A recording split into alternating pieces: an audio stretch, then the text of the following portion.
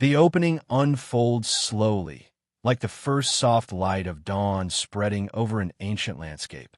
The narration begins with a gentle invitation, asking the listener to close their eyes and imagine a world untouched by the clamor of modern life. A world before machines, before cities, before the endless hum of human activity. There is only the pulse of the earth beneath your feet, the whisper of wind through grass and stone, and the distant glimmer of stars shining over quiet forests and deserts. In this stillness, humanity first looked up to the sky and wondered, who are we? Why are we here? What forces shaped the world before our hands ever touched it? These questions, simple yet eternal, tie us to those who lived thousands of years ago, the ancient dreamers, builders, and wanderers who carved their presence into stone, soil, and memory. Their lives and creations leave traces that defy explanation, inviting us to step into a realm where myth and history blur. As the listener begins to drift, the narration paints soft, cinematic images, the golden sands of deserts stretching endlessly under a sun that has witnessed millennia, the quiet rhythm of waves lapping against ruins that have survived centuries of storms, the dense forests where forgotten cities slumber beneath canopies of green. Each scene is described with a slow, deliberate cadence, inviting the imagination to move freely across space and time.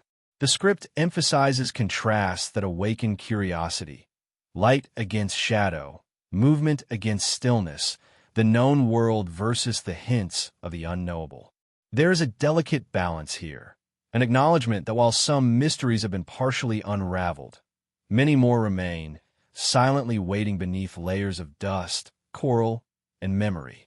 The narration encourages the listener to let go of expectation and simply float through these spaces, feeling the echoes of civilizations long gone and allowing the mind to linger in the gentle tension between what we understand and what we cannot.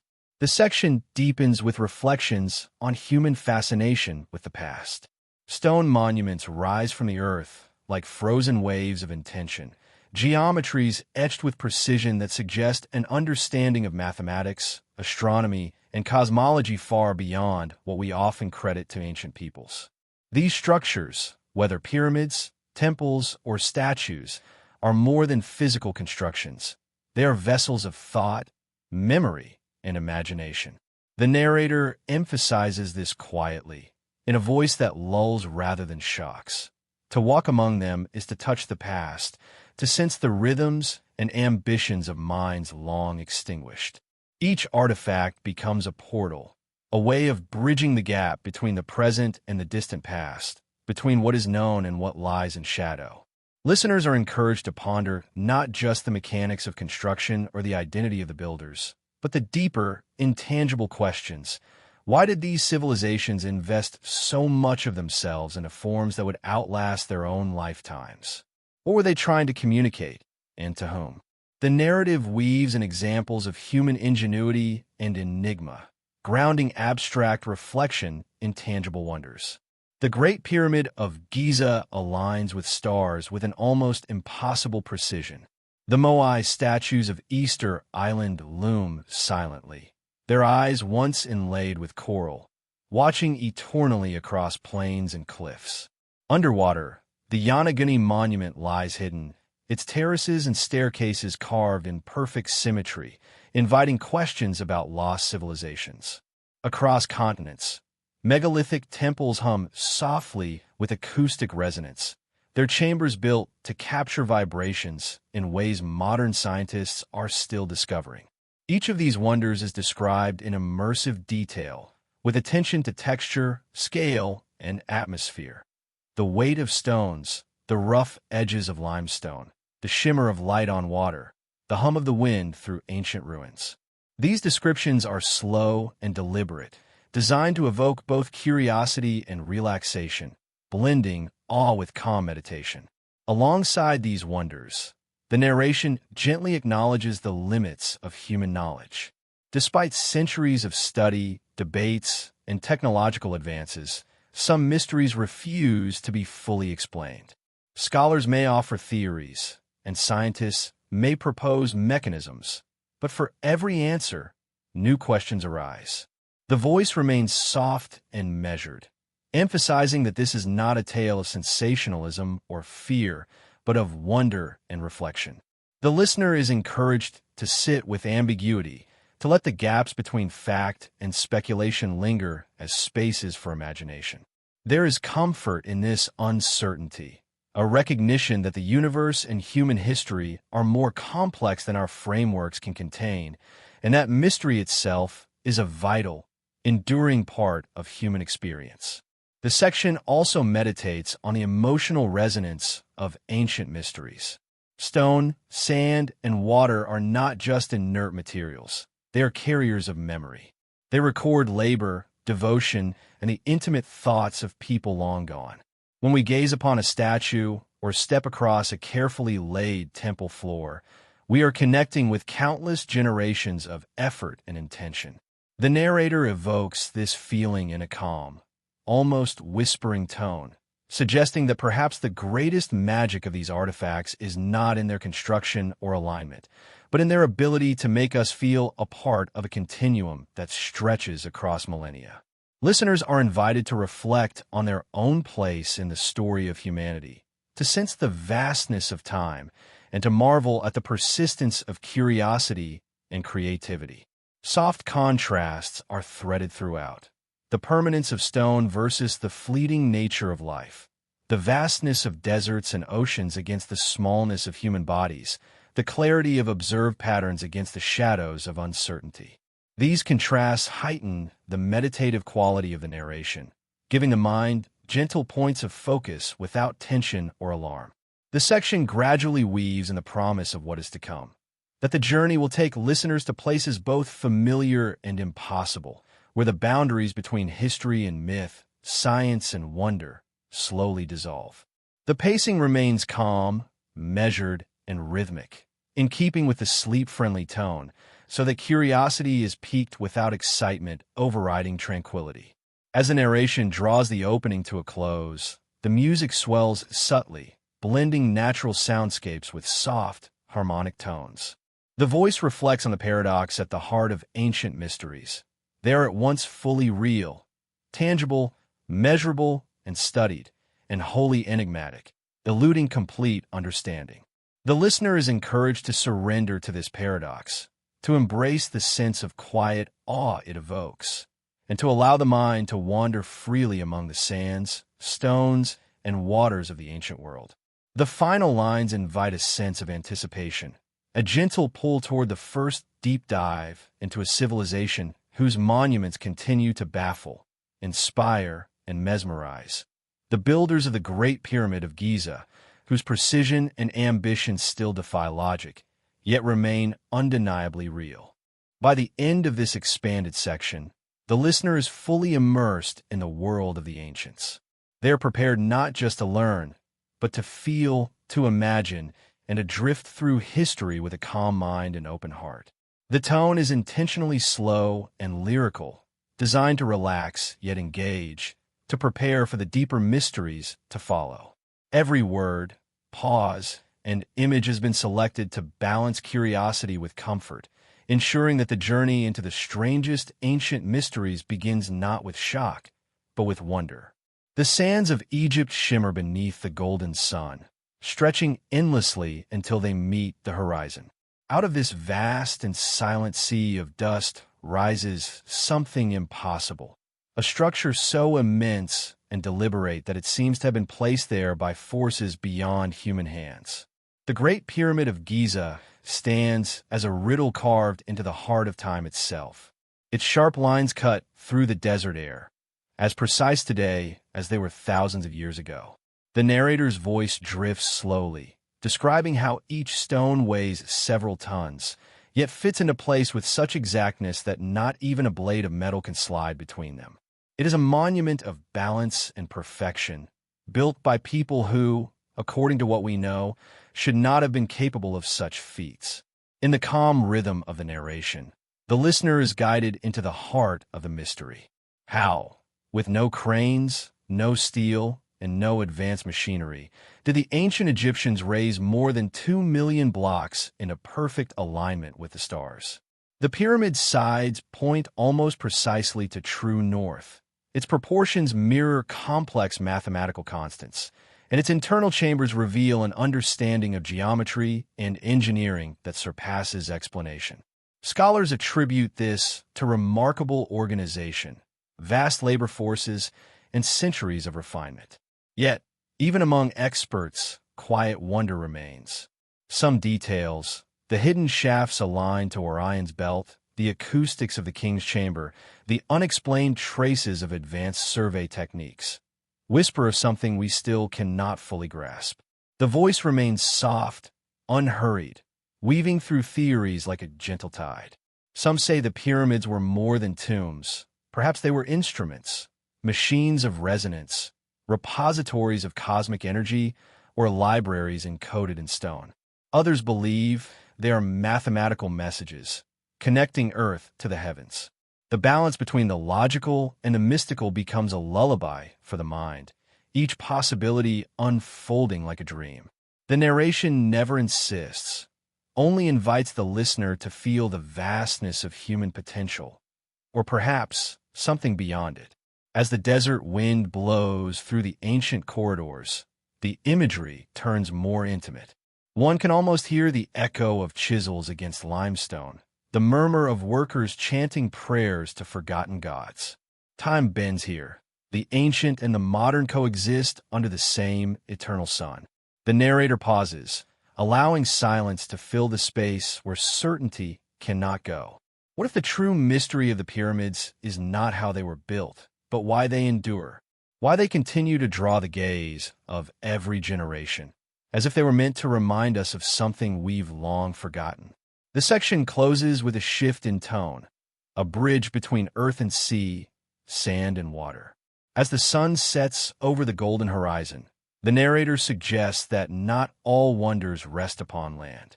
Some, lost to time, now lie beneath the waves, waiting for discovery.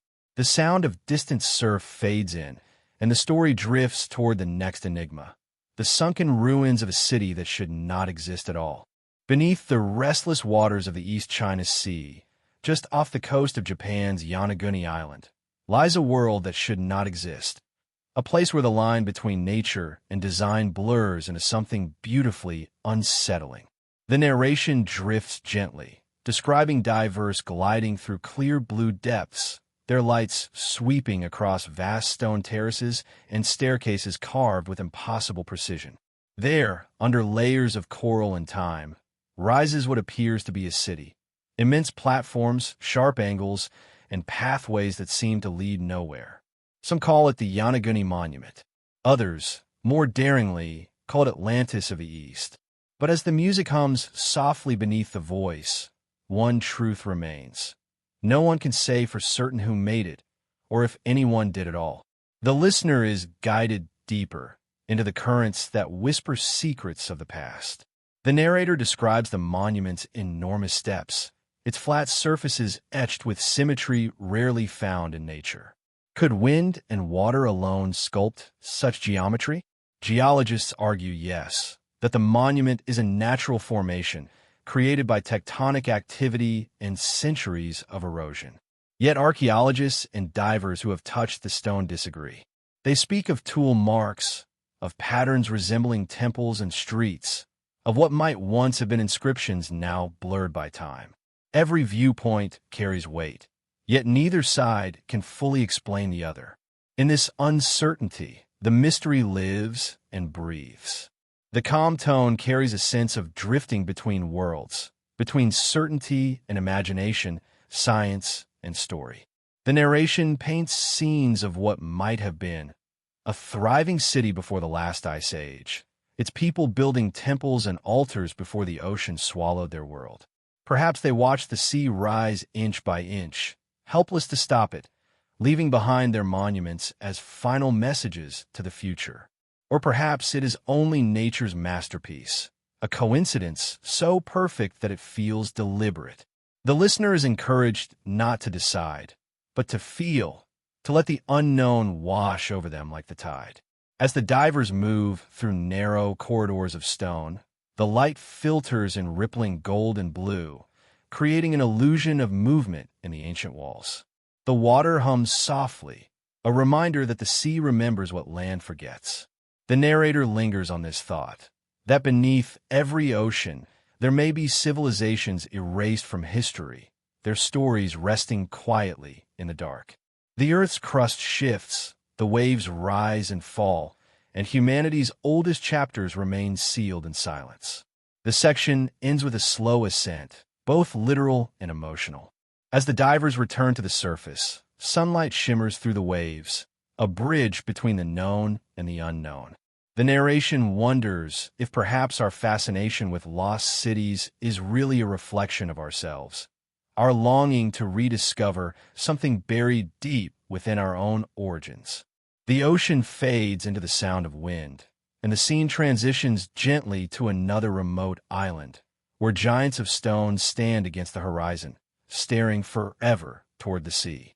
On a remote, wind-swept island in the vast Pacific, colossal figures emerge from the soil, their faces carved with solemnity and mystery. Easter Island, or Rapa Nui as it is known to its people, holds hundreds of Moai statues, silent sentinels standing against the unending sky. The narration drifts softly, describing the enormity of these figures, some towering over 30 feet, their heads disproportionately large, their eyes once inlaid with coral and obsidian. They are more than mere monuments. They are expressions of culture, devotion, and perhaps something that eludes even our modern understanding. Listeners are invited to feel the scale, the isolation, the quiet that surrounds these ancient creations, as though the wind itself carries whispers from centuries long past. The story moves slowly into the mystery of their creation. How were these statues carved from volcanic tuff and transported across the island, some weighing over 80 tons, without the wheel, metal tools, or beasts of burden? Scholars have proposed intricate systems of ropes and sleds, yet no method can fully account for the elegance and efficiency of their placement. The narrator maintains a calm, reflective tone, presenting theories without rushing to conclusions. Some believe the Moai were expressions of ancestral worship, channels through which the living connected with the spiritual energy of those who came before. Others speculate that the statues were markers of power and status, aligned along sacred lines that resonate with cosmic significance. The island itself is part of the story. Its rugged cliffs, rolling plains, and the endless Pacific horizon create a sense of both majesty and desolation. The narration contrasts the Moai with the landscape, emphasizing how human ambition meets the forces of nature. Here, silence becomes a character in itself. The Moai do not speak, yet they seem to watch, a constant reminder of the achievements and mysteries of those who walked this land long before us. This quiet reflection allows the listener to drift comfortably between fascination and serenity, balancing wonder with the calm rhythm of the narration. As the voice continues, attention shifts to the unanswered questions that make Rapa Nui so compelling. Why did the civilization carve so many statues, only to abandon them? Why did their construction cease, leaving some half-finished? The script gently suggests that perhaps the answer is not fully knowable, and that part of the island's power lies in its elusiveness. In the soft cadence of the narration, the listener is invited to dwell in this mystery, to feel the weight of human endeavor, and to sense the enduring presence of the past. The section closes by connecting Rapa Nui to broader ancient enigmas, a meditation on human curiosity and ingenuity. The Moai stand not only as monuments of stone, but as bridges between the tangible and the unknowable. From this quiet island, the story naturally transitions to another form of human wonder, temples that seem to hum, resonating with forces lost to time, where the mysteries of sound and ritual await beneath the surface of the earth. Far across the Mediterranean, on the sun-warmed islands of Malta, lie structures older than most civilizations we know. The temples of Hal Saflieni Hypogeum and other megalithic sites, rise quietly from the earth, their stones arranged with meticulous care, forming chambers that seem alive with a hidden resonance. The narration drifts softly, describing the low ceilings, narrow corridors, and carved recesses where light barely reaches. There is an atmosphere of hushed reverence, as if the stones themselves remember rituals long forgotten. Visitors report a strange sensation within these chambers, a vibration that seems to respond to human presence, an echo not merely of sound but of something deeper, intangible, and almost spiritual. The mystery unfolds gradually, as the narrator explores the idea that these temples were designed not only for shelter or ritual, but for sound itself. Acoustic studies reveal that certain chambers amplify low frequencies, creating an experience that can alter perception, calm the mind, or even produce a sense of altered consciousness. How and why ancient builders discovered these properties is unknown. The narration emphasizes the gentle tension between science and mystery. While modern researchers attempt to measure the effects, the original purpose, the intention behind these sound chambers, may forever remain a secret. There is no rush, only the soft curiosity that invites listeners to imagine the songs, chants, or prayers that once filled the stone corridors. The story also explores the human desire to touch the divine through architecture. Each temple appears carefully aligned with celestial events, solstices, and equinoxes, connecting the earth to the movement of the heavens. The narrator weaves a calm reflection on the ingenuity of a people who, with simple tools, carved spaces that harnessed both natural energies and human emotion. In the quiet hum of the temples, one can feel the echo of devotion, a reminder that the ancients sought connection not only with each other, but with forces beyond understanding. The narration transitions slowly, guiding listeners to ponder the broader implications of these discoveries. What does it mean that sound, vibration, and architecture were combined to create experiences we still cannot replicate fully today? The section maintains a gentle, meditative tone, allowing curiosity to deepen without urgency. The listener is encouraged to feel the resonance, not only in the chambers themselves, but in the awareness that human history contains countless experiments, ideas, and mysteries that reach beyond logic. As the soft music carries the voice forward, Malta's temples become a bridge to the next enigma, vast shapes etched into earth and sky, connecting humans to the heavens in ways both practical and poetic. From the resonance of stone to the alignment of lines, the journey continues, revealing the extraordinary subtlety of ancient minds and the quiet persistence of the unknown. In the high deserts of southern Peru, the land stretches wide and barren under an endless sky, yet etched into its surface are lines so vast, so precise, that they seem almost unnatural. The Nazca lines unfold beneath the narration like a dreamscape, colossal drawings of animals, geometric shapes, and perfectly straight lines extending for miles, visible only from above. The narrator's voice moves slowly, allowing listeners to feel the scale and precision of these creations, while painting a calm image of the desert heat, the wind stirring dust, and the quiet patience required to imagine these forms from the ground. Each figure, each line, hold a mystery. Who created them, and why? Were they messages for the gods, astronomical markers, or expressions of devotion that we no longer understand? The story drifts gently into the known and the unknown, presenting theories without urgency. Archaeologists suggest that the lines may have functioned as ceremonial pathways, maps of water sources, or depictions of constellations. Some patterns align with the sun and stars, hinting at a sophisticated knowledge of astronomy long before telescopes existed. Yet the sheer scale of the lines, some stretching nearly 10 kilometers, raises questions that logic struggles to answer. How could a civilization without flight or modern surveying tools produce such precise forms? The narration allows these questions to linger, turning curiosity into a soft, reflective rhythm that draws the listener deeper into the desert. Beyond science, The lines hold a poetic resonance. Flying over them, one imagines the ancient Nazca people walking the desert floor, guided by faith, ritual, and imagination. Perhaps they intended these markings for gods in the sky, a language of devotion written in earth and stone. The narrator emphasizes the contrast between permanence and impermanence. Though the lines have endured thousands of years, the people who made them are gone, leaving only whispers in the sand.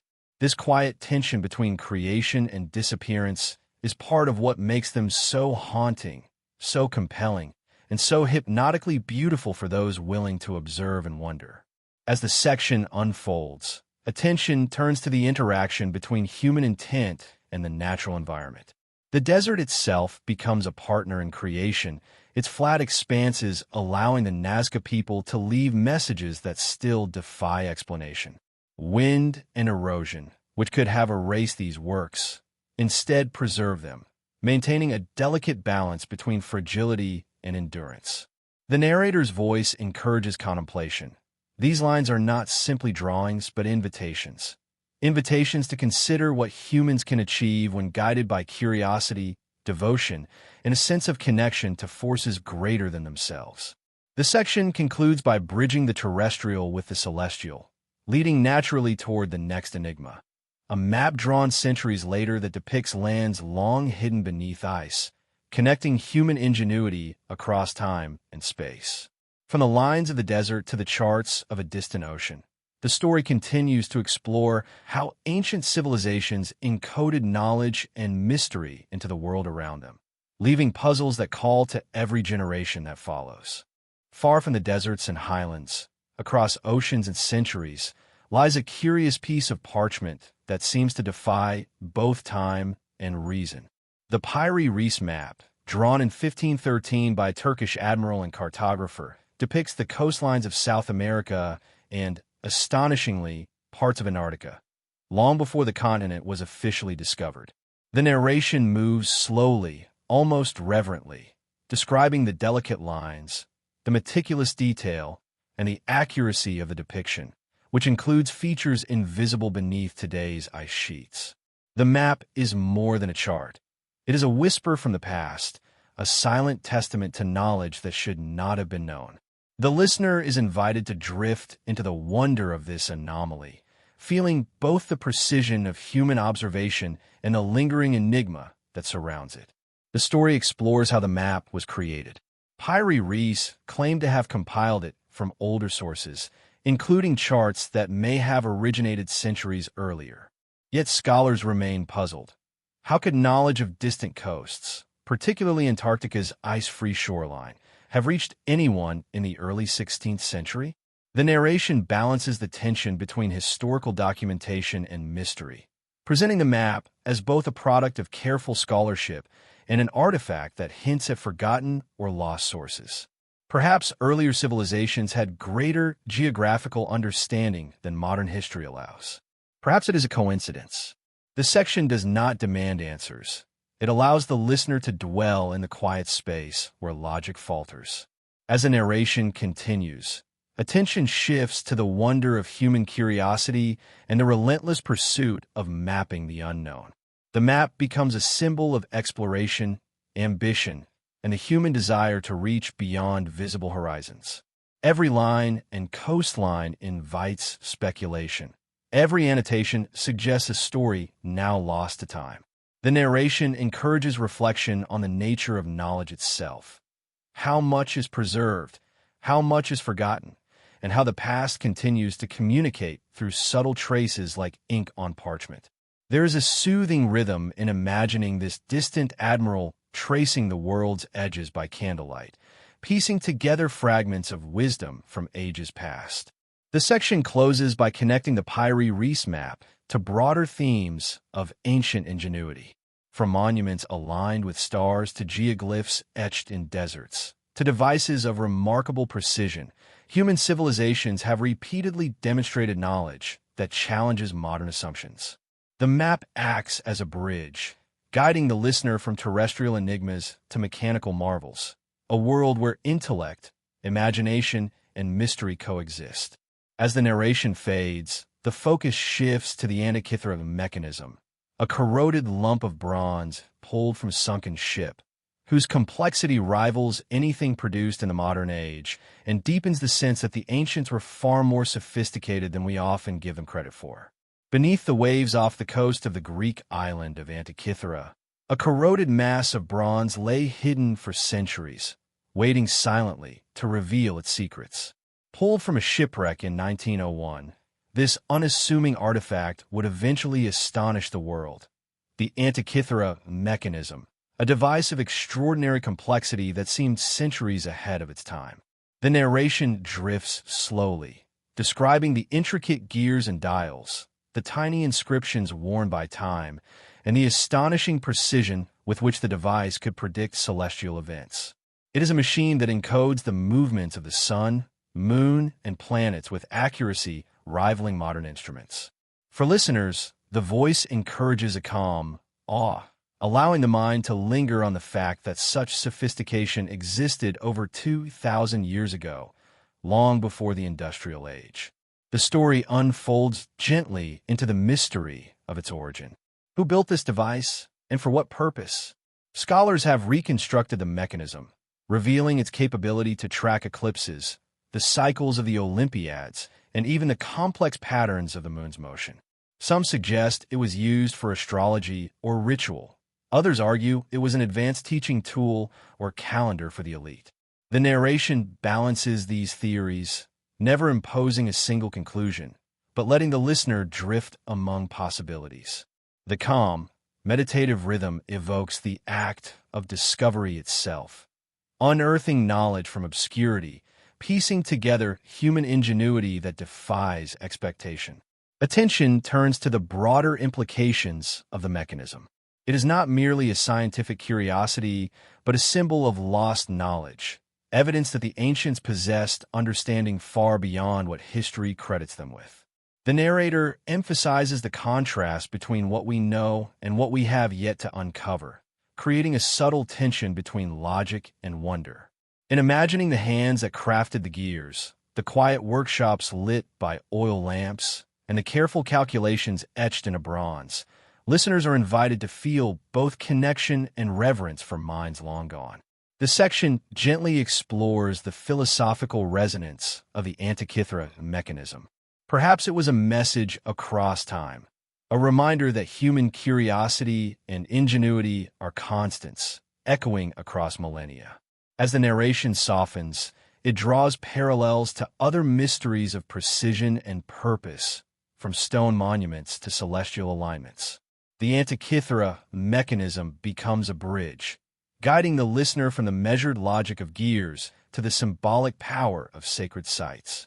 From the sunken ship off Greece, the journey turns inland, to one of the earliest temples of human civilization, Göbekli Tepe, where stone and sky meet in a puzzle older than most human history, and where mystery begins to entwine with the dawn of consciousness itself. In the soft light of a museum, under glass that reflects only silence, there are objects that seem to whisper of impossible timelines. They are called OO parts, out-of-place artifacts, discoveries that seem to stand defiantly against everything we believe we know about human history. Each one is a contradiction, a quiet rebellion against the neat order of textbooks. They do not shout their mystery. They simply exist, calm and unyielding, daring us to explain them.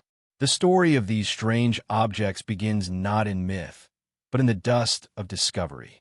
Archaeologists, miners, and explorers have uncovered artifacts that appear too advanced, too refined, or too modern for their supposed age. Some are dismissed quickly, errors in dating, misunderstandings, or even hoaxes, but others resist dismissal. They linger, haunting the scientific record like ghosts that refuse to fade. Among the most famous is a device fished from the depths of the Mediterranean more than a century ago, the Antikythera mechanism. Found in the wreckage of an ancient Greek ship, it was at first mistaken for a corroded lump of bronze. Only later did X-rays reveal an intricate machine of gears, precisely crafted, capable of predicting the movements of the sun, the moon, and the planets. Its complexity rivals that of 18th century clockwork. It was built over 2,000 years ago. Scholars have pieced together parts of its purpose, but the full vision behind its creation remains partly veiled. Who conceived of such precision at a time when much of the world still measured the heavens by naked eye alone?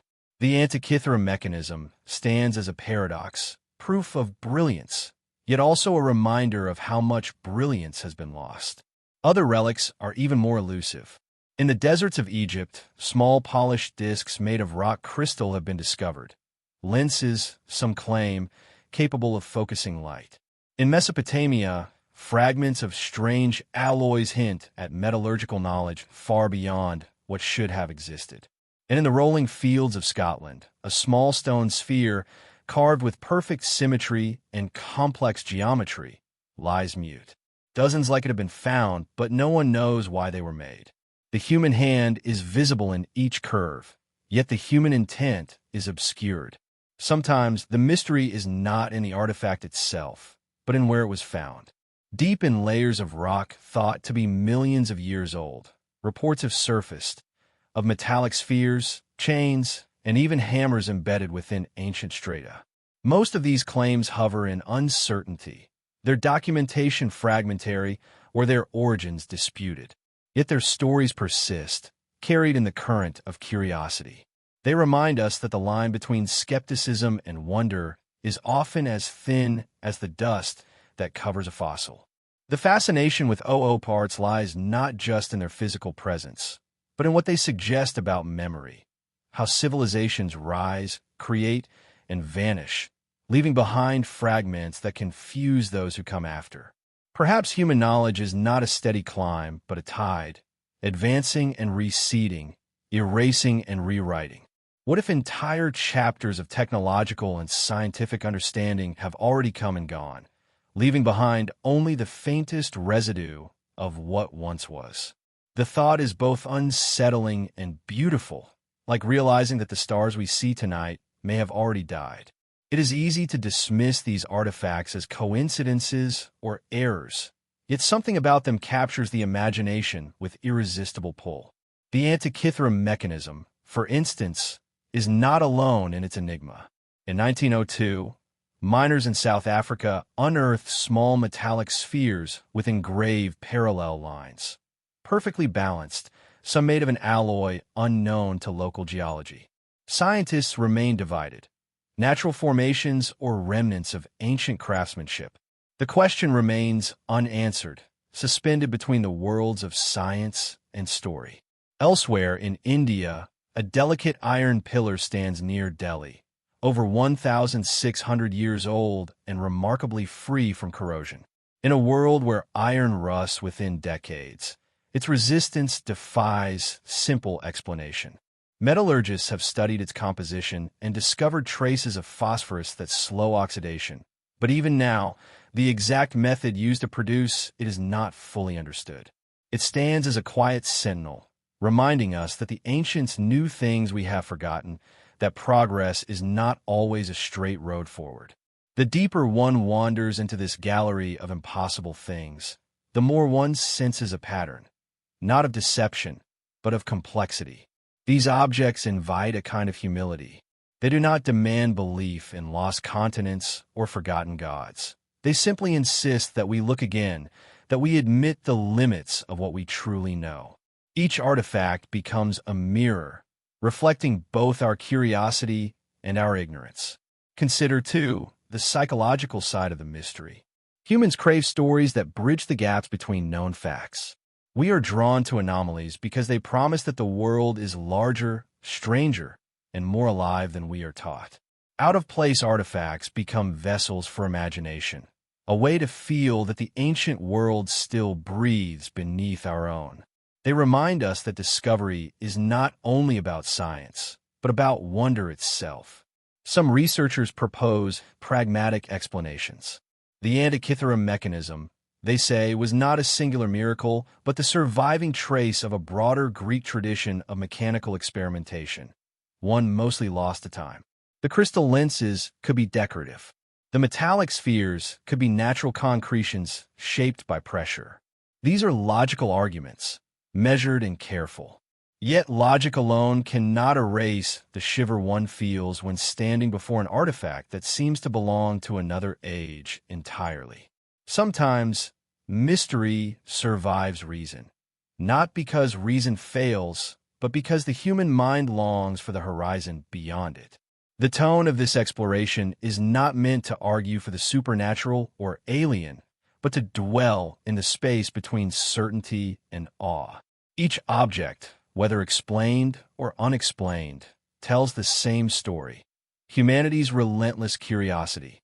Even when answers elude us, the act of questioning becomes a kind of devotion.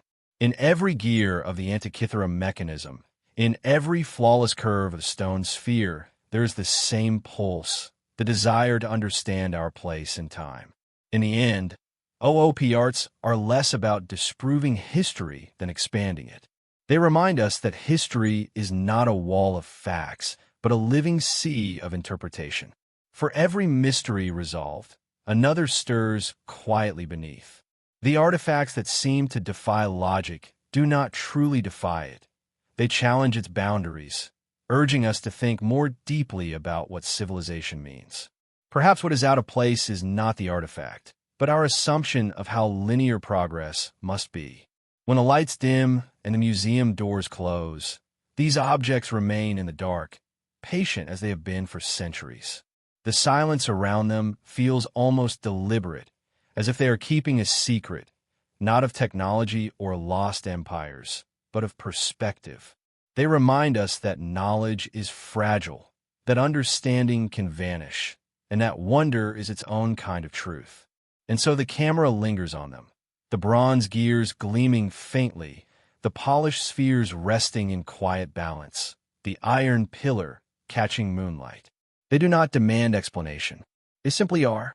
In their stillness, they echo the heartbeat of time itself, steady, mysterious, eternal. As the lens fades to black, the narrator's voice softens, hinting that in the next breath, humanity will look skyward once again, seeking answers not in the soil, but among the stars. In the heart of the Peruvian desert, where the wind whispers across a plateau of crimson dust, lines stretch endlessly toward the horizon. They are not trenches or roads or channels for water. They are messages, if one dares to believe that messages can be written on the skin of the earth itself. From the ground, they seem like nothing, mere scratches against stone. But from the sky, they awaken into vision. Colossal shapes, monkeys, hummingbirds, spirals, and straight lines that run for miles, precise and deliberate. The Nazca lines, a riddle too vast to see without leaving the ground, and too old to speak clearly even when seen from above. Their creation dates back nearly 2,000 years, crafted by the Nazca culture in what is now southern Peru. The people who made them had no aircraft, no vantage point from which to view the entirety of their work, and yet they carved a masterpiece visible only to the gods, or to us now from the sky. The process was simple, yet impossibly meticulous. By removing the dark, oxidized stones that covered the desert surface, they revealed the lighter sand beneath, forming long-lasting lines of bright contrast. In a land with little wind or rain, the designs endured. But what purpose could justify such monumental labor, stretching across 40 miles of arid emptiness? Archaeologists offer theories as varied as the lines themselves. Some suggest that they were ritual pathways, places where people walked in ceremonial processions to honor deities of water and fertility. Others believe they were markers aligned to the stars and solstices, astronomical calendars mapped across the desert floor. There is evidence for both. Many of the straight lines point to celestial events, the rising and setting of certain stars, or the turning of seasons. Yet others argue that the shapes themselves, animals, plants, geometric symbols, hold spiritual meaning, representations of constellations, or offerings to the sky. Still, a deeper question hums beneath the scientific explanations. Why create a work of art so immense that only the heavens could view it? Was it devotion, desperation, or communication?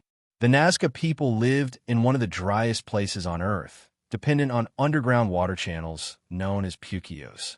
Some researchers think the lines trace these hidden aquifers, guiding the community toward survival.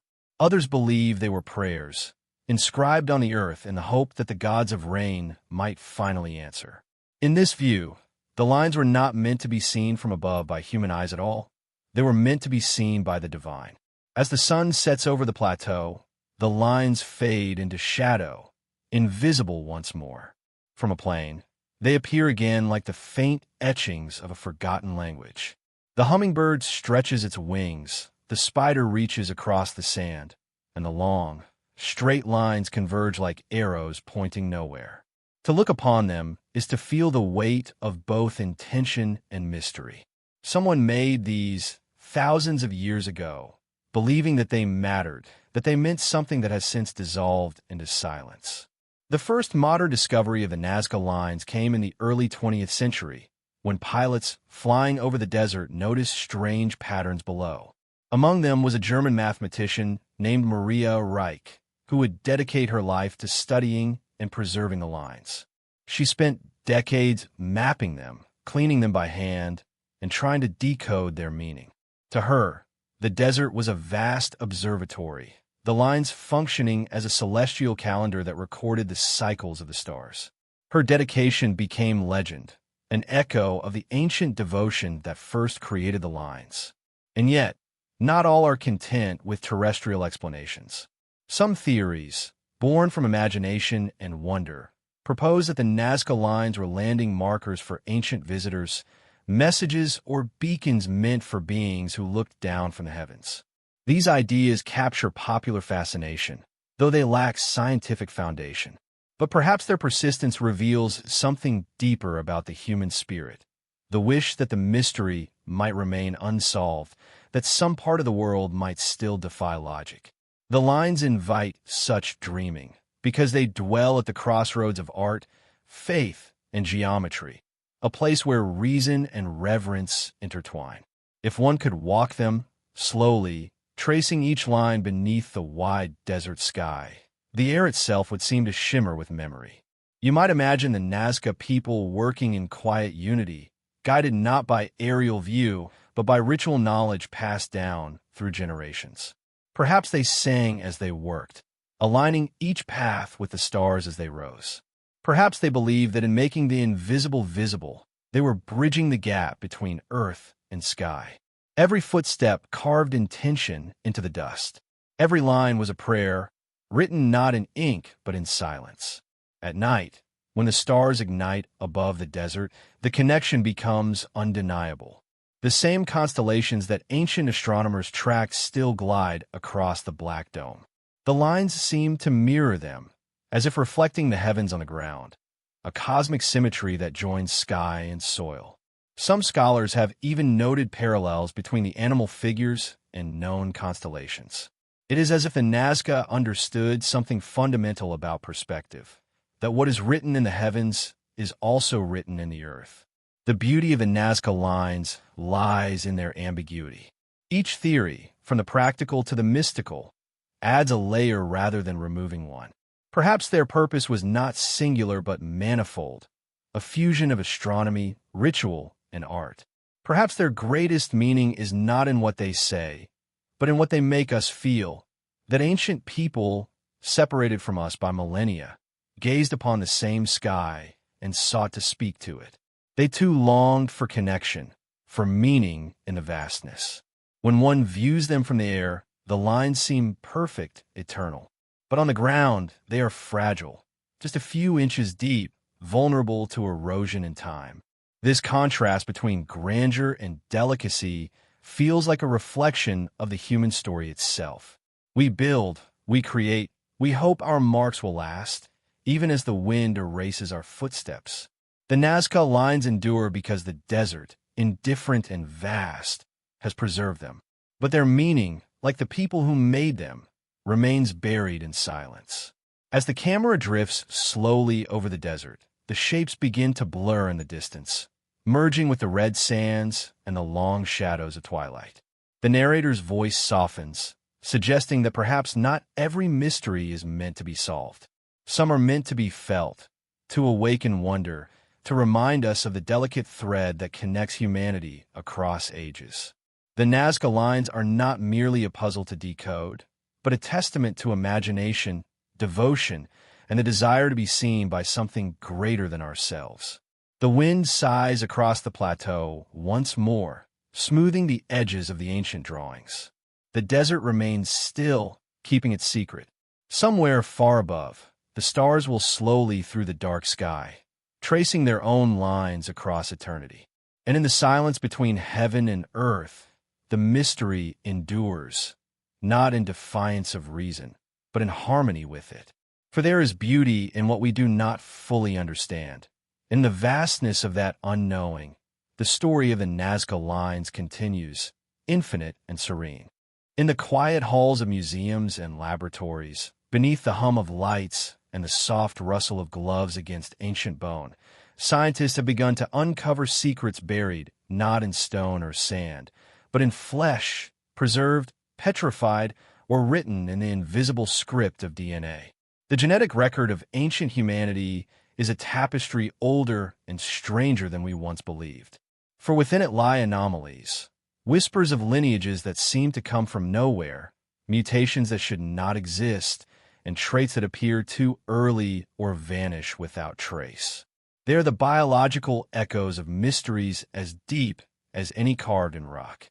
When we think of history, we picture ruins and relics. But the oldest artifact of all is carried inside us, the code of life, passed hand to hand, generation to generation. It remembers what the earth has forgotten. And sometimes, when that code is read carefully, it tells stories that defy logic. One of the strangest of these stories began with the discovery of elongated skulls found in ancient burial sites across the world: Peru, Egypt, the Black Sea, even in isolated parts of Siberia. Some are clearly the result of cultural practices, deliberate cranial binding used to mark status or identity. Yet a few remain perplexing. Their volume and structure differ subtly, but significantly for what shaping could produce. The sutures, the inner cavities, the cranial density, details that whisper of biological difference, not just human modification. The prevailing view explains them through ritual and symbolism. Yet for some researchers, the unanswered anomalies remain. The skulls seem to sit at a crossroads, part ritual, part riddle, as if the line between cultural and genetic memory has blurred. Then there are the blood types, another quiet mystery written within us. The rarest of all, Rh-negative, has no clear origin. It appears scattered among populations, with no ancestral species identified to explain its emergence. Scientists trace its development through migration and mutation, yet its pattern across ancient remains feels oddly discontinuous. Some have speculated about lost lineages or isolated groups whose genetic traces flicker and fade like ancient constellations. Rational explanations abound, but the sense of something unusual lingers. Blood, after all, is both science and symbol, the medium of life, of connection, of identity. As technology advanced, geneticists began sequencing ancient DNA from mummified remains, frozen bodies, and skeletal fragments. Each new sequence added a thread to humanity's vast genealogical web. But every so often a thread did not fit. Traces of unknown haplogroups, lineages not found in any living population, appeared in bones thousands of years old. It was as if history had edited itself, erasing whole families, whole peoples, leaving behind only faint signatures in the double helix. These are not myths, but measurable facts, genetic outliers that point to migrations, intermixing, and disappearances beyond recorded history. The story of the Denisovans, for instance, reads like a revelation from deep time. Discovered through a single finger bone in a Siberian cave, this previously unknown human species shared the Earth with Neanderthals and early Homo sapiens. Their DNA survives only faintly in the genes of modern populations scattered across Asia and Oceania. Until a decade ago, their existence was entirely unknown. Now, their genetic shadow lingers in us, influencing immunity, adaptation, and perhaps even thought. Such findings remind us that humanity is not a singular line of progress, but a braided river, merging, diverging, and reforming in ways we can scarcely map. Other discoveries complicate the picture further. Ancient mummies from South America, tested for genetic markers, reveal traces that do not align neatly with expected migration patterns. In Egypt, certain remains have yielded DNA links to distant regions, suggesting movements of people long before recorded contact. These findings challenge our tidy models of isolation and chronology. They suggest a world far more connected, far more fluid than we imagined, a world where knowledge, blood, and belief traveled in ways now lost to time. Yet not all anomalies belong to our species. Some dwell in the microscopic world, in ancient bacteria and viruses found dormant in permafrost and tombs. Revived in laboratories under careful control, they tell of ancient diseases, evolutionary leaps, and genetic exchanges that blur the boundary between species. These, too, are mysteries, reminders that life has always been both adaptive and unpredictable, constantly rewriting its own code. The deeper we look into our genetic history, the more we find that linear explanations begin to waver. Our family tree, once imagined as a clean, branching diagram, now resembles a woven pattern, threads looping back upon themselves, vanishing and reappearing. The discovery of interbreeding between Homo sapiens, Neanderthals, and Denisovans prove that our ancestors were not isolated, but intertwined. The story of human evolution is not one of replacement, but of fusion. And in that fusion, there are gaps, regions of our genome where the source remains unidentified, segments of DNA from ghost populations that have yet to be found in the fossil record. Who were they? Where did they go? The questions hang in the air, soft but insistent. To some, these findings hint at civilizations and contacts lost to memory, evidence not of mythic beings, but of human diversity more profound than history records. Others see them as proof of how much we still have to learn about our own past. The human genome is not a solved riddle. It is a living archive, still being read. Each anomaly, each outlier, is not a disruption, but an invitation to look deeper, to question the boundaries of what we call known. The fascination with genetic anomalies mirrors our fascination with ancient architecture and lost technologies. Both speak of continuity, of echoes across ages. Just as we marvel at precision-cut stones or maps that predate discovery, so too we marvel at the strange continuity of traits that reappear centuries apart. A rare gene here, a distinctive skull shape there, tiny fingerprints left by ancestors whose names are forgotten. In this sense, the human body is the final artifact, carrying within it the same mystery as any temple or ruin. Science continues its search for explanations, and with each discovery, more questions emerge. DNA is both a key and a mirror. It reveals, but it also reflects our longing for connection, our need to belong to a story larger than ourselves. When we find an unexpected marker or an unfamiliar sequence, it feels like hearing a voice across time. It tells us that we are not the first to wonder who we are, nor the last. At the same time, the narrative must remain humble. Not every anomaly is a revelation. Some are errors, contaminations, or simple misreadings. The discipline of science demands patience, rigor, and restraint. But within that discipline, there's still room for awe, for the quiet recognition that our past is deeper than our understanding. Imagine standing before a glass case containing the remains of an ancient child. The bones are delicate, the features long vanished, yet the DNA within them holds more information than any inscription or scroll.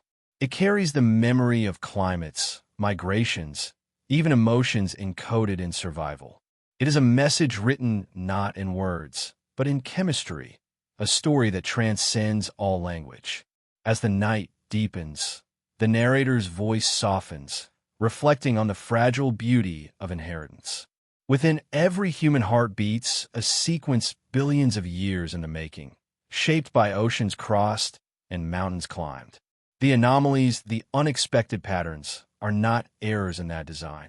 They're the fingerprints of time itself, reminders that evolution is a mosaic, not a march. And when we speak of ancient mysteries, perhaps the greatest is this: that the same atoms that built the pyramids, that painted the caves, that dreamed of stars, now reside in us. The ancient lives on within the living. The code endures, quietly adapting, quietly remembering. In that realization, science and wonder meet. The mysteries of ancient DNA are not threats to logic, but invitations to humility. They remind us that even within our own cells lies a history we have not yet finished uncovering. And as the camera fades from the microscope's glow to the infinite dark of space, one cannot help but feel that the search for origins, whether written in stone, in blood, or in starlight, is the same search repeated across ages, a yearning to know where we come from and to glimpse what we might have once been.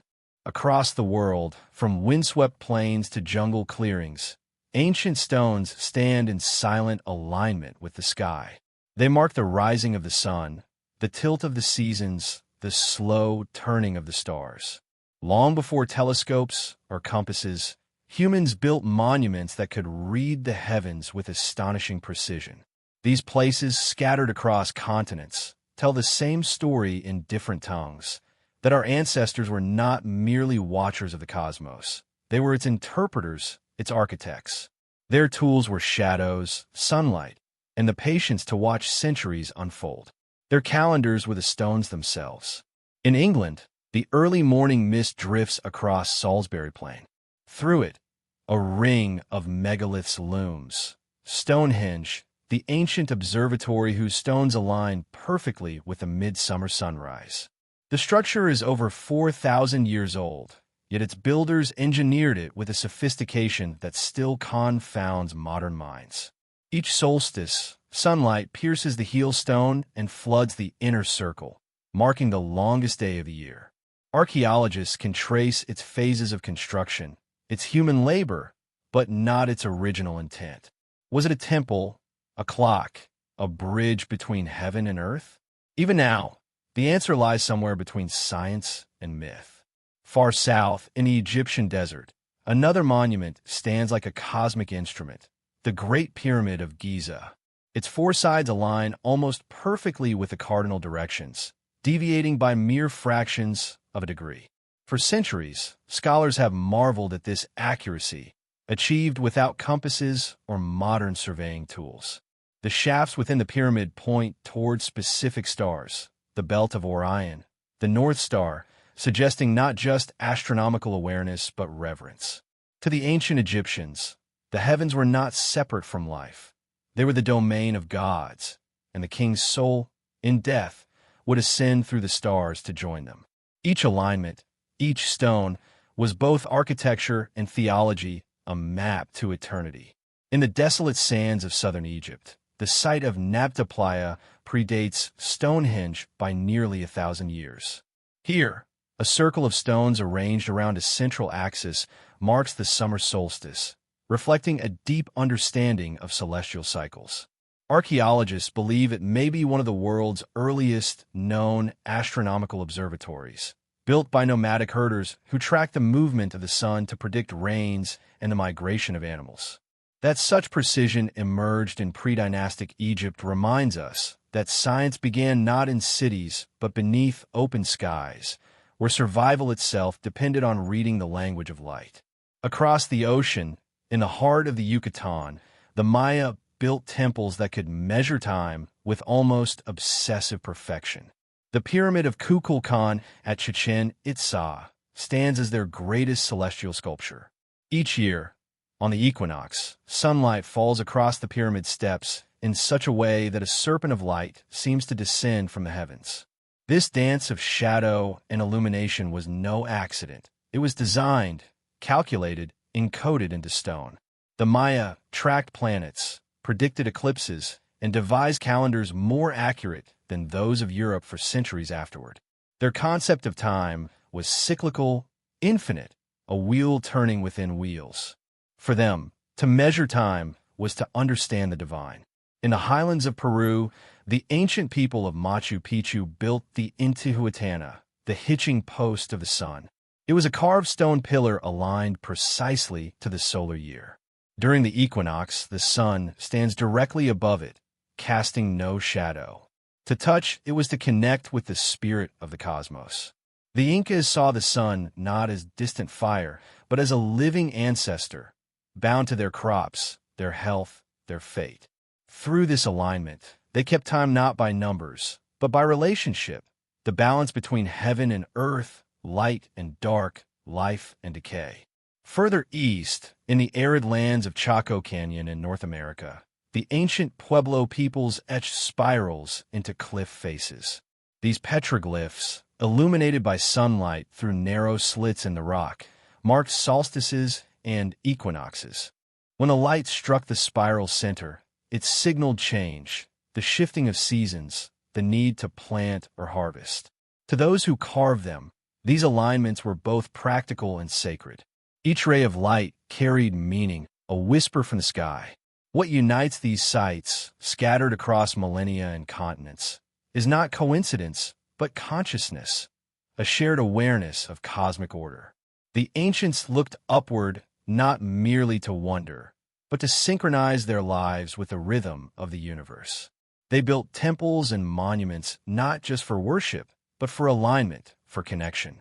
In their eyes, the stars were not distant, they were kin.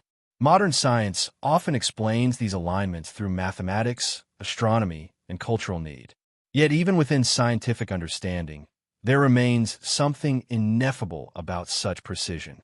How did societies without metal tools or modern optics achieve accuracies that still astonish engineers today?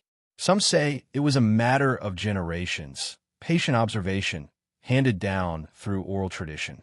Others believe these were not feats of technology, but of worldview, a way of perceiving the cosmos as living, interactive, part of daily existence.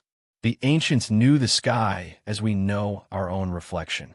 They read its slow drift with reverence, naming its movements as they would the seasons of the heart.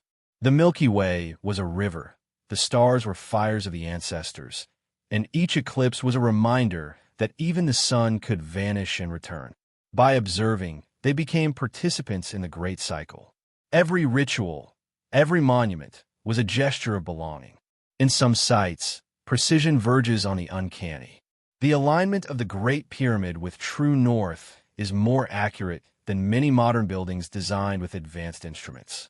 The builders of Newgrange in Ireland constructed a tomb that fills with sunlight only once a year, on the winter solstice at dawn. As the sun's rays slide down the passageway and ignite the chamber, the dead are momentarily returned to light. It is hard not to feel the poetry in such design, the way humans have always used architecture to mirror eternity. What fascinates most is not that these people could measure time, but that they sought to embody it. To build a structure aligned with the heavens is to declare that time is sacred, that to live is to participate in a cosmic rhythm larger than oneself. Today, surrounded by machines that measure nanoseconds, we still look up at the same stars and feel the same pull. We, too, are seekers of pattern, meaning, and connection.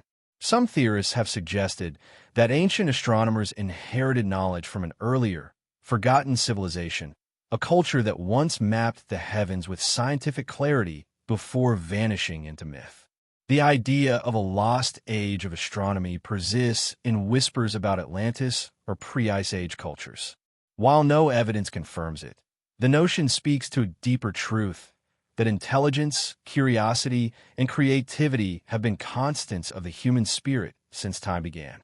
Perhaps every civilization rediscovers the sky in its own way. If you stand at any of these sacred sites at dawn, the chill before sunrise, the stillness of waiting, you feel something stir. When that first shaft of light touches stone, there is a sense of reunion. It is as if the earth itself exhales, acknowledging the sun's return. That moment is both science and prayer, geometry and gratitude. It is the same moment our ancestors watched, breath held, generation after generation. The stars above us now are the same that guided them. Their patterns have shifted slightly with the turning of ages, but the constellations remain. We still find our bearings in their light. In that continuity lies comfort, the knowledge that, though time passes, we are bound to the same celestial rhythm that shaped the ancient builders. Perhaps that is the true mystery of ancient astronomy. It is not only about what they saw, but what they understood, that we are part of something immeasurable, a moving harmony that endures long after our monuments crumble. The ancients looked up and found themselves reflected there, infinite and small all at once. As night falls again over Stonehenge, the last light of the solstice sinks behind the horizon. The stones turn to silhouettes, and the stars begin their slow, eternal dance. Somewhere in the darkness, the old alignments still hold true, invisible yet exact. The universe continues to turn, and humanity continues to watch, just as it always has, listening, measuring, remembering. Across the vast canvas of history, one truth echoes again and again. The rise and fall of civilizations follows a rhythm, a pattern as old as the turning of the stars. Great empires ascend from the dust, blaze with brilliance, and eventually return to silence. Yet within their ruins, there are clues, subtle, repeating traces that suggest something more profound than mere coincidence. Ancient people believed that time was not linear but cyclical, that humanity itself moved through repeating ages, creation, destruction, and rebirth. And when we look closely, the evidence seems to whisper that they might have been right. From the ancient Vedic texts of India to the calendars of the Maya, from the Greek philosophers to the Egyptian priests, countless civilizations spoke of cosmic cycles, vast spans of time in which knowledge and culture would rise to astonishing heights, only to collapse into darkness before beginning again. The Hindu scriptures describe the yugas, four great ages that rotate endlessly: the golden, the silver, the bronze, and the dark. Each age marks a decline in human virtue and wisdom until the cycle renews. In Mesoamerica, the Maya believed the world had been created and destroyed several times before our own. Their long count calendar was not simply a tool for marking years. It was a clock of existence itself. This idea of recurring ages might seem mythic, yet archaeology sometimes lends it a haunting plausibility. Around the globe, we find remnants of ancient technologies and engineering feats that appear to have no precedent, as if entire chapters of human history are missing. The precision of ancient stonework in Peru, the unexplained metallurgy of pre-Incan cultures, the mysterious disappearance of advanced societies like the Minoans or the Indus Valley. These fragments suggest that human progress has not been a straight line, but a series of surges and resets. Each civilization carries the echo of one before it, like ripples from a forgotten source. Consider Göbekli Tepe, buried for thousands of years beneath Turkish soil. When it was discovered, it rewrote everything we thought we knew about human development. Built over 11,000 years ago, long before agriculture or cities, it featured towering stone pillars, intricate carvings, and a level of organization far beyond what hunter-gatherer societies were believed capable of. Its builders vanished, and the site was deliberately buried, as though sealing away knowledge from a previous age.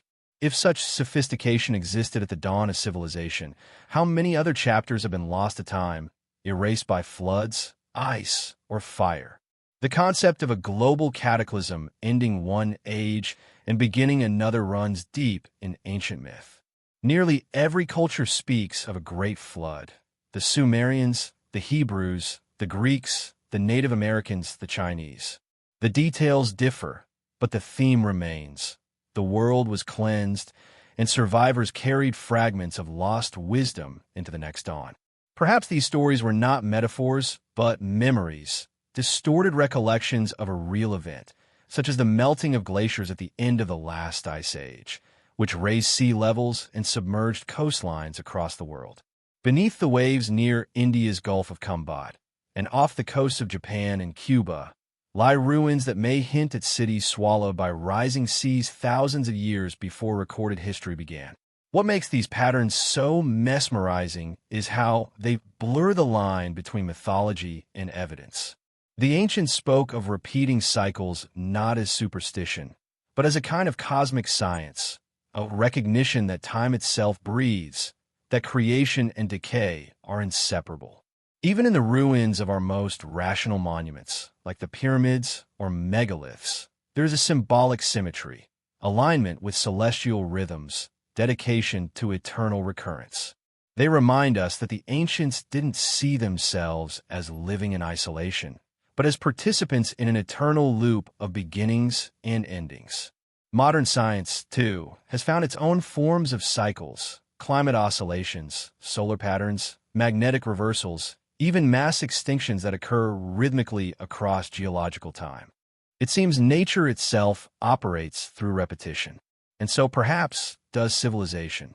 The great historian Arnold Toynbee once observed that societies do not die of murder, but of suicide, that each civilization carries within it the seeds of its own collapse. Yet from those ruins, something new always grows. From the ashes of Babylon rose Persia. From the fall of Rome came Europe's rebirth. From the silence of the Mayan jungles, we rediscover their lost knowledge through stone and glyph. Time folds back on itself, teaching the same lessons in new languages. There's also a deeper, more spiritual dimension to this pattern.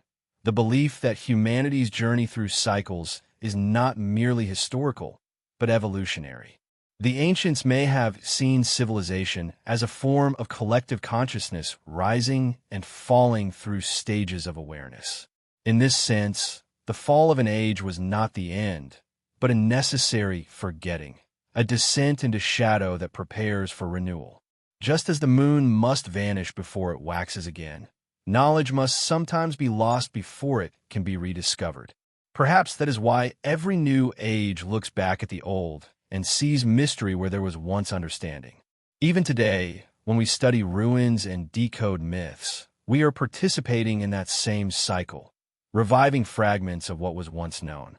Archaeology, astronomy, and mythology together form a kind of dialogue between ages, each discovery an echo from the past calling into the present. When we uncover a temple aligned to the solstice or a carving that matches constellations long vanished from their ancient skies, we're not just learning about them. We are remembering something about ourselves. The human story, it seems, is one of eternal rediscovery. Yet there is a haunting side to this rhythm. If history moves in cycles, what does that mean for our future? Every great civilization once believed it would last forever, that its knowledge and power had transcended time. And yet, all eventually crumbled, by war, by climate, by internal decay. We stand now at the height of technological advancement, able to peer into galaxies and manipulate atoms. But the same patterns of hubris, division, and overreach remain. The ancients might say we are nearing the twilight of an age, the end of a cycle before the world resets once more. Whether that reset comes through nature or our own making, the pattern may be destined to repeat. Still, within that inevitability lies a strange comfort. The cycle suggests that destruction is not final, that from every ending, something new is born. The ruins of the past are not graves, but seeds. The great monuments of antiquity, left behind like messages in stone, remind us that what we build, think, and dream may outlast us, guiding future generations through their own dawns and dusks. Perhaps the ancients understood that their civilizations were not eternal, but that the rhythm of life itself was. If we listen closely, the wind through the ruins seems to whisper that same truth. That time is a circle, not a line. That every collapse is a return, every ending a beginning in disguise. The stars rise and fall, the tides come and go, empires bloom and fade. And through it all, humanity continues to search for meaning in the turning of the wheel. The ancients left us signs, carved in stone and written in myth, not only to remind us of who they were, but to prepare us for who we might become when the cycle turns again. Beneath the layers of dust and history lies a quiet continuity, the enduring heartbeat of the human spirit, pulsing across ages, forever seeking light after the long night. There's a haunting thought that threads through every ancient mystery. What if the knowledge of the ancients never truly vanished? What if, instead, it slipped quietly through the cracks of history, hidden in plain sight, carried forward not in monuments or tablets, but in whispers, symbols, and traditions that survived long after their builders were gone? Across the world, remnants of forgotten wisdom seem to echo through folklore, architecture, language, and even our sciences, as though the past continues to breathe through us, unseen but ever present. The line between what was lost and what endures is not always clear, and perhaps that is the most intriguing mystery of all. When scholars study ancient mathematics, astronomy, and architecture, they often find patterns that feel eerily familiar to modern thought. The geometry of the Great Pyramid echoes the principles of the Golden Ratio, later rediscovered by Greek philosophers and celebrated by Renaissance artists. The concept of zero, first appearing in ancient Mesopotamia and refined by Indian mathematicians, became the foundation for modern computation thousands of years later. The intricate city grids of the Indus Valley, complete with drainage systems and standard measurements, predate modern urban planning by millennia. Such knowledge did not vanish. It evolved, resurfaced, reinterpreted by each new generation that stumbled upon the same eternal truths. Perhaps what we call rediscovery is merely memory stirring beneath the surface of time. Even in myths and spiritual texts, we find coded knowledge that mirrors scientific understanding. The Hermetic traditions of Egypt spoke of the unity of all things, as above, so below, a poetic precursor to the interconnected systems we now study in ecology and physics. The Mayan and Vedic calendars both tracked cosmic cycles with precision that rivals our most advanced astronomical calculations. Ancient alchemy, long dismissed as superstition, contained within it the seeds of chemistry, metallurgy, and psychology. Each generation peeled back another layer, unaware that the wisdom they sought had already been dreamt by their ancestors. There are also legends of hidden libraries, repositories of ancient knowledge said to have been concealed when civilizations face collapse. The myth of the Library of Alexandria, consumed by fire, yet rumored to have had its texts smuggled to safety, haunts historians like a ghost story of the mind. In the Andes, tales speak of the records of Paititi, a secret Incan archive buried deep within the jungle. Tibetan traditions refer to terma, hidden teachings buried or encoded to be discovered when the world is ready to understand them. Whether literal or symbolic, these stories suggest that humanity has always believed that truth, once found, cannot be completely lost. It merely waits to be remembered. In some ways, the survival of ancient knowledge may not rely on physical preservation at all. Oral traditions, songs, chants, rituals carry astonishing detail across centuries.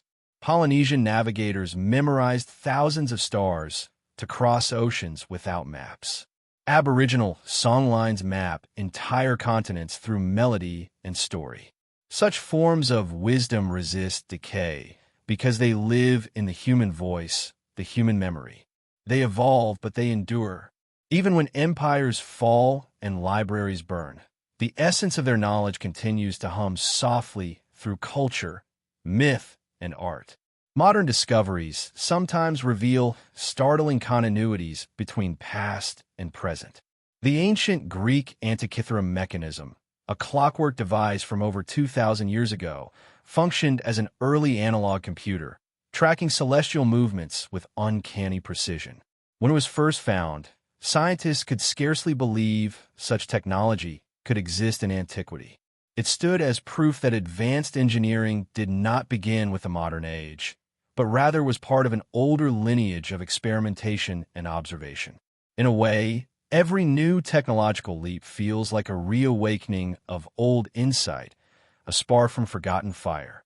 But the preservation of ancient wisdom may also lie in something less tangible, the way of seeing the world. The ancients viewed life as a harmony of forces, light and shadow, creation and decay, seen and unseen. Their architecture, art, and rituals reflected this holistic understanding. Today, as we rediscover the importance of balance between nature and technology, body and mind, progress and preservation, we echo that same philosophy. Perhaps our most advanced ideas are not new inventions, but ancient lessons remembered. The pendulum of time swings outward into innovation, then back toward origins, bringing us home to the wisdom we once knew.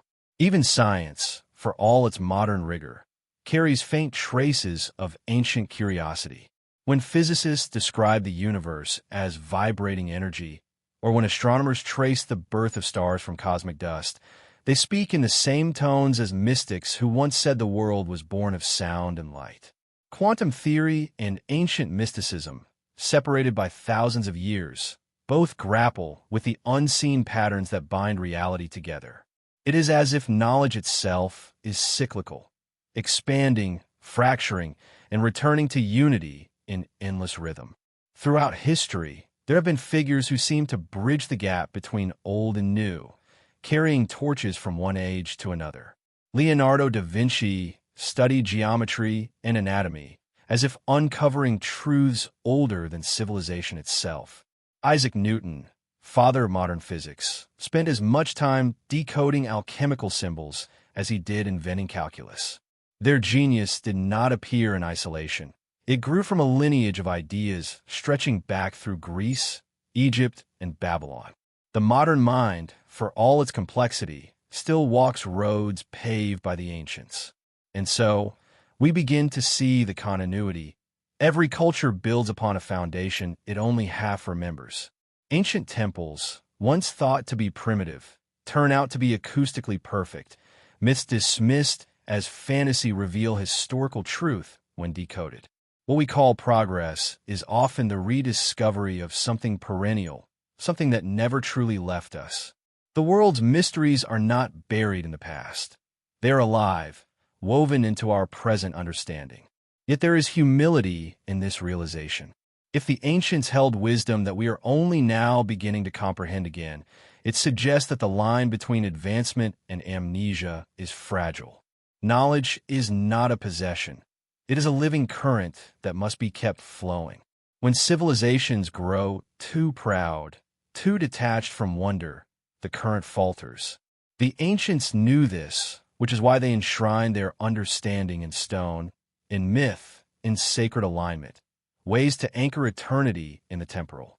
As twilight falls on the monuments they left behind, one can almost sense that pulse still beating. The Great Pyramid shimmering beneath the desert stars. The temples of Angkor glowing gold in the dawn mist. The stone observatories of the Maya catching the first light of morning. These are not just ruins. They are repositories, messages encoded in form and proportion, reminders of what it means to see the world as sacred. Perhaps, in some quiet way, the knowledge was never meant to be hidden from us. Perhaps it was meant to sleep, to rest until we were ready to remember without arrogance. Like embers beneath ash, it has waited, glowing faintly through the centuries. Now, as modern science begins to mirror ancient insight, it feels as if those embers are stirring again. The past is not gone. It is dreaming within us, waiting to awaken. And when it does, when we finally recognize that our greatest discoveries are also our oldest memories, we may understand the full circle of knowledge. The ancients reached for the stars not because they wanted to conquer them, but because they knew they were part of them. That truth, endlessly old, endlessly new, continues to whisper through the ages, a reminder that wisdom, once found, can never truly be lost. Night gathers softly over the world. The last light of the sun bleeds into a deep horizon, and the ancient stones, those patient witnesses of ages, begin to fade into silhouette. A cool wind drifts through the grass, whispering through gaps in monoliths and temple walls, stirring the dust of forgotten empires. In the quiet that follows, there is a sense of vastness, not only of time, but of meaning. It is as if the earth itself exhales after a long day that has lasted thousands of years. Above, the same constellations that guided shepherds, kings, and travelers glitter in their eternal watch. We look at them now with the same wonder, though our world has changed beyond recognition.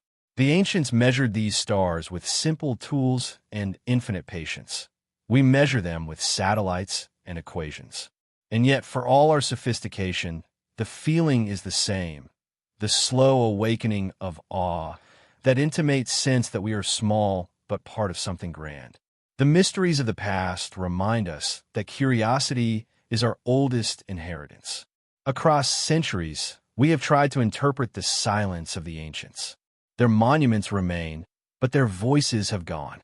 We see the precision of their architecture, the intelligence of their astronomy, the persistence of their myths, and we ask, how did they know?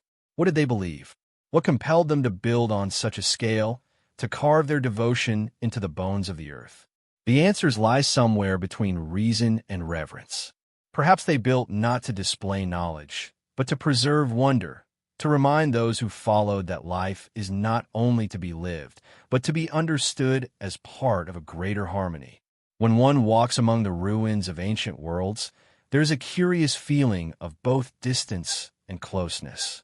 The worn stones underfoot seem far removed from the present, and yet they hum faintly with familiarity. Each archway, each carving, each alignment with the sun feels less like a relic and more like a mirror, reflecting the same human longing that still moves within us.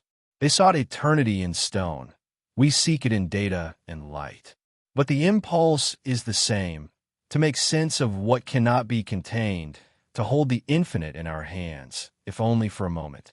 It is tempting to think of progress as a straight line, moving upward through time, from ignorance to enlightenment. But perhaps it is more like a spiral, returning again and again to the same essential questions, only from different vantage points. The ancients asked what lies beyond the stars. We ask what lies beyond the atoms. They wondered at creation. We explore the Big Bang. They saw divine balance in nature. We see mathematical symmetry in the laws of physics. Our instruments have changed, but the music of inquiry has not. It plays in every era, in every heart that dares to look beyond the visible. In our age of endless noise and instant knowledge, there is something profoundly healing in the slowness of ancient thought. Their calendars span millennia. Their temples took generations to complete. They lived in rhythms measured by seasons, by stars, by the breath of the earth itself. To them, time was not a race, but a cycle, an endless turning of renewal. When we study their ruins, we are reminded of our own impermanence and, paradoxically, of our continuity. Civilizations rise and fall, yet the questions remain, echoing through each new dawn. Perhaps that is the true message the ancients left for us. Not answers, but echoes. They knew that certainty fades, that even the strongest empires crumble. So they carved their lessons into stone and myth, trusting that when we were ready, we would listen. Their silence is not emptiness, it is invitation. To stand before the Great Pyramid or the statues of Easter Island is to feel that invitation, the gentle urging to remember what it means to be human in the face of mystery. We often think of mystery as something to be solved, a puzzle waiting for resolution. But the ancients seemed to treat it differently. For them, mystery was sacred space, the threshold between knowing and wonder. To live with questions was not a weakness, but a form of faith. They built temples not only to honor gods, but to celebrate the unknown, to make beauty out of uncertainty. In their world, not every truth needed to be explained. Some only needed to be experienced. Perhaps that is a wisdom we have forgotten in our chase for clarity. Even now, standing in the glow of our screens and cities, we are surrounded by modern mysteries. Consciousness, time, the origin of existence itself. We are, in a sense, still living in an age of temples. Only our temples are built from silicon and glass. We send machines into space to look for the same answers ancient astronomers sought with naked eyes. We search for patterns, for meaning, for connection. The tools evolve, but the yearning remains. The universe continues to whisper, and humanity continues to listen, sometimes without realizing it. There's a beautiful irony in how much of the ancient world has survived. Stonehenge, battered by storms. The pyramids, weathered but still sharp against the horizon. The temples of Angkor, embraced by jungle roots. These are not just remnants, they are voices. Each structure is a message written in the language of endurance. The ancients knew that time would one day erase their names, but not their intention. They built for the future, for the unseen generations who would one day gaze upon their work and feel a spark of recognition. That spark is what keeps them alive. When we connect with the past, we are not only looking backward, we are also reaching inward. The ruins remind us that knowledge is temporary, but meaning is eternal. We are threads in the same tapestry, woven across centuries, each life adding its own small color to the whole. The mysteries that defy logic are not meant to frustrate us. They are meant to humble us, to remind us that the universe is deeper and more beautiful than we can imagine. In that humility lies peace. Somewhere deep within the human spirit, there's always been a quiet awareness that we are more than observers of the cosmos. We are participants in it. The same atoms that burn in distant stars reside in our blood. The same light that dawned on the first civilization still touches our faces every morning. When the ancients aligned their temples to the sun, they were not just studying astronomy. They were acknowledging kinship. They were saying, "We belong." And that message, written in shadow and light, still holds true. As time moves forward, we too will leave our own monuments behind. They may not be pyramids or stone circles. They may be data archives, satellites orbiting far from Earth, or quiet works of art hidden in forgotten corners of the internet. One day, others, perhaps centuries from now, will look back at us and wonder what we knew, what we believed, what mysteries we carried in our hearts. And just as we do with the ancients, they will search for meaning in what we leave behind. This is the endless conversation of humanity, speaking through time. To contemplate, that is to realize how deeply connected we are to the past, to the future, to the universe itself. We are not isolated points in history. We are waves in the same ocean of existence. The ancients, in their silence, understood this. That is why their monuments are both timeless and timely. They do not ask us to believe in their gods or adopt their rituals. They ask us only to remember that wonder is sacred. To gaze at the stars and feel awe is to step into the same river of awareness that has flowed since the dawn of thought. As night deepens, the stars turn slowly across the heavens, marking the invisible wheels of time. The world sleeps, but the universe keeps moving, quiet, constant, eternal. Somewhere, far away, light from a star that died before civilization began is only now reaching Earth. That light touches the ruins, glints across their weathered faces, and continues on. In that moment, the distance between past and present dissolves. We are all part of the same story, written in light, retold in every age. And so, as this journey through the strangest ancient mysteries draws to a close, we find ourselves not at an ending, but at a beginning, a return to curiosity. For every question answered, a dozen new ones arise. Each discovery widens the circle of wonder. Perhaps that is what the ancients intended, that their greatest gift to us would not be knowledge, but the hunger for it. Because as long as we keep wondering, humanity endures. As long as we keep asking, the dialogue continues between the living and the long gone. The stones will remain. The stars will shine. The wind will carry the whispers of civilizations lost and yet not lost, because their echoes live on in our hearts. The greatest mysteries are not those that can be solved, but those that continue to inspire. They remind us that life itself is a miracle of chance and order, chaos and beauty, logic and magic, all coexisting in fragile harmony. To exist is to be both observer and mystery, both question and answer. And when the last viewer closes their eyes, drifting into sleep beneath the soft rhythm of these ancient tales, perhaps they too will feel that quiet connection, a thread of light stretching across time, linking them to the countless dreamers who came before. In that stillness, there is peace. The mysteries remain unsolved, and that is how it should be. For mystery is the breath of eternity, and wonder is the pulse of life. So let the night take us now. Let the stars keep their secrets. Let the ancient stones guard their silence. We do not need all the answers. It is enough to know that we are part of the same story, the same endless search for meaning that has guided humanity since the first spark of curiosity flickered in the dark. The ancients may have built monuments to the heavens, but we carry those heavens within us still. And somewhere across the turning ages, their message endures. Seek, wonder, remember. The mysteries are not meant to be conquered. They're meant to be cherished. Because in the end, it is not the solving of mysteries that makes us human. It is the loving of them.